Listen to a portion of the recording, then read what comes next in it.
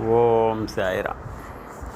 బాబా ఒకసారి ఒక భక్తుడు అడిగిన ప్రశ్నకి ఈ విధంగా సమాధానం చెప్పారు. ఏదైనా సంబంధం ఉండందే ఎవ్వరూ ఇంకొకరి వద్దకు పోరు. ఎవరు కానీ ఎట్టి జంతువు కానీ నీ వద్దకు వచ్చించో నిర్దాక్షిణ్యంగా వాడిని తరిమివేయకు. వాడిని సాదరంగా చూడు.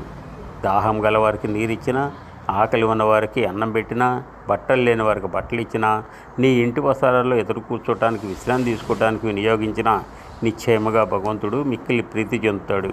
ఎవరైనా ధన సహాయం కోరి నీ వద్దకు వచ్చించో నీకు ఇచ్చటం ఇష్టం లేకపోతే నీవు ఇవ్వక్కర్లేదు. కానీ వానిపై కుక్క వలె మరగవద్దు. ఇతరులను ఎంతగా నిందించినా నీవు కఠినంగా జవాబు ఇవ్వకు.